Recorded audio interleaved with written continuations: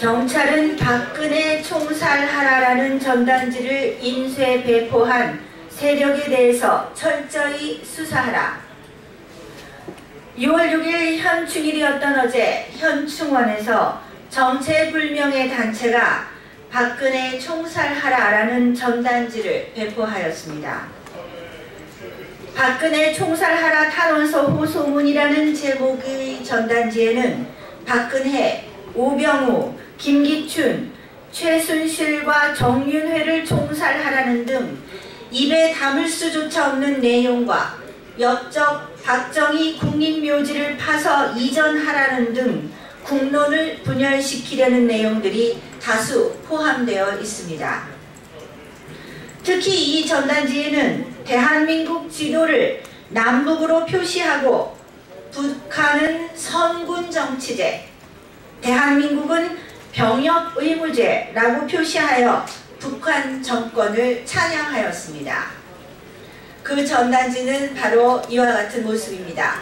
여기에 대한민국의 지도를 그려놓고 북한은 선군 정치제, 남한은 병역 의무제라고 폄하하고 있습니다. 박근혜 총살하라는 글은 명백히 테러를 조장하고 방조하는 글로 불법 행위이며 북한 정권을 찬양하고 대한민국의 정체성을 부정하는 것은 물론 대한민국 국민을 선동하고 국론을 분열하려는 것입니다.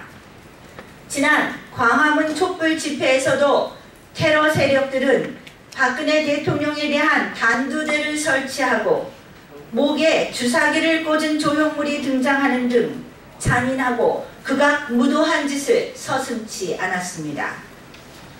대한민국의 서울 한복판에 그것도 순국선열과 호국용사가 계신 현충원에서 테러를 방조하고 조장하는 전단지가 무차별적으로 살포되고 있는데도 경찰은 도대체 무엇을 하고 있는 것입니까?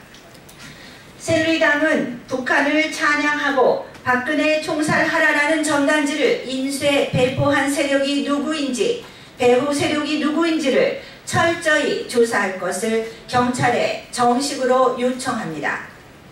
만약 경찰이 이러한 대한민국 테러 세력에 대해서 제대로 된 수사를 하지 않는다면 이는 문재인 정부가 테러 세력을 방조한 것으로 간주하고 새누리당이 앞장서서 정권 퇴진 운동에 나설 것임을 경고합니다.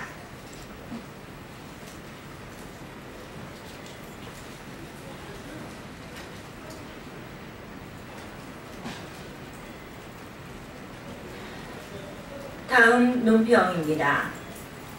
김희수 헌법재판소장 후보자 선정은 대한민국 법치 민주주의에 대한 선전포고입니다. 지난 27년 4월 대선 전국으로 들어설 즈음 자유한국당의 김성태 의원은 문재인 당시 대통령 후보자를 대통령 탄핵의 최고 수혜자라고 하였습니다. 그 내용을 스스로 인정하듯 김성태 의원의 발언에 아무런 이의를 제기하지 않았던 문재인 정부가 이제는 박근혜 대통령 탄핵 심판 재판관 중에 한 사람이었던 김희수 재판관을 헌법재판소장 후보자로 선정한 것은 반윤리적일 뿐 아니라 대한민국의 법치 민주주의를 위태롭게 하는 인사라 하지 않을 수가 없습니다. 김희수 후보자 역시 5대 배제 원칙에 위배되는 인물로 그중 국회 인사청문회가 특정 업무 경비 집행 내역을 공개하라는 요청에 대해서 헌법재판 자료 수집 등 재판 활동과 직결되는 특정 업무 경비 집행 내용의 공개는 계류 중인 심판 사건과 밀접하게 연관된다며 거절하였습니다.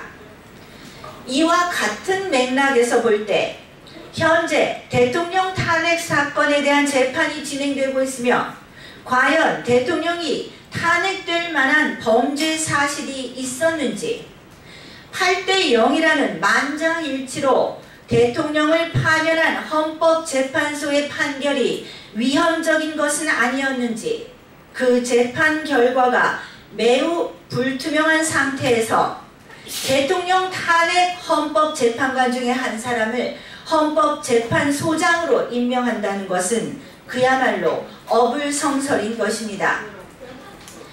이미 지난 3월 10일 헌법재판소의 대통령 파면 결정은 전문 법조인뿐만 아니라 양심 있고 지각이 있는 다수의 국민들이 대한민국 헌법에 비추어 볼 때 심각한 오류가 있음을 지적하였습니다. 당시 헌법재판소는 대통령 탄핵 심판을 위해 필요 정족수인 9명의 재판관도 갖추지 않았고 법정 변론 기일도 무시하며 판결 날짜까지 미리 정해놓은 상태에서 민주주의 법정에서 나온 판결이라고 이해하기 힘든 만장일치 8대 0으로 탄핵 인용도 기각도 아닌 파면을 결정하였습니다. 2014년 통합진보당 해산에 대한 헌법재판도 만장일치는 아니었으며 당시 유일하게 반대표를 던졌던 재판관이 바로 김이수 후보자였습니다. 지난 한 달간 대한민국은 국가 정체성 상실과 심각한 국가 안보 위기의 벼랑 끝으로 다름박질 치고 있습니다. 문재인 정부는 국가 정체성 인식을 확고히 하고 그에 반하는 모든 인사 정책을 제고해야 할 것입니다. 새누리당은 김이수 헌법재판소장 후보자 선정은 대한민국 법치민주주의에 대한 선전포고로 보고 강력히 대응할 것입니다.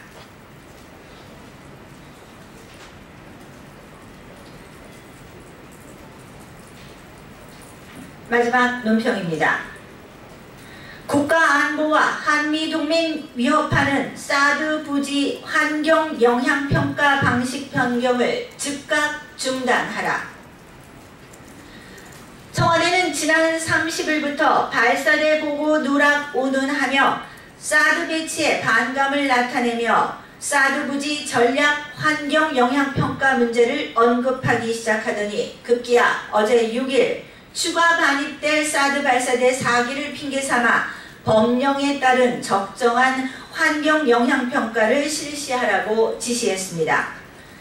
당초 국방부 발표에 의하면 전략 환경 영향평가는 부지를 매입하거나 수용하기 전 사업 계획 단계에서 필요한 것으로 경북 성주 사드 부지는 당초 경기 남양주군 소유의 땅과 교환 방식으로 이루어진 골프장 부지이기 때문에 환경 영향평가가 필요하지 않다고 하였고 환경부는 4월 28일 현재 공여 절차가 끝난 기지에 대해 환경 영향평가를 강요할 수 없다고 발표한 바 있습니다.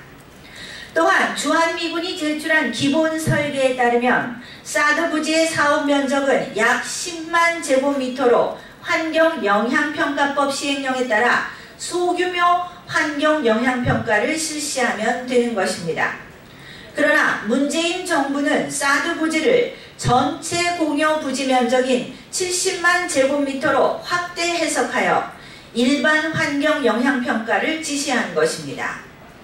환경영향평가 방식을 일반으로 변경하면 절차에 따라 최대 1년까지도 사드 배치가 지연될 가능성이 있습니다. 문재인 정부가 공여 면적과 사업 면적을 혼동한 것이 아니라면 사실상 사드 철회를 계획하고 있거나 의도적으로 사드 배치를 지연시키려 한다는 의혹을 뿌리칠 수 없습니다. 사드는 우리나라의 안보에 직결되는 사안일 뿐만 아니라 주변 주요 우방 국가들과 관계된 국제 협약에 따른 절차이므로 계획에 따라 이행해야 마땅한 것입니다. 국가와 국민을 수호해야 하는 정부가 그 기본적인 의무와 소임을 망각하고 국가 안보를 뿌리째 흔들고 한미 동맹에 결정적인 위기를 초래할 수 있는 사드 부지 환경 영향 평가 방식 변경은 당장 중단되어야 하며 기존의 협약된 일정에 따라 사드 배치를 지속할 것을 강력히 요구합니다.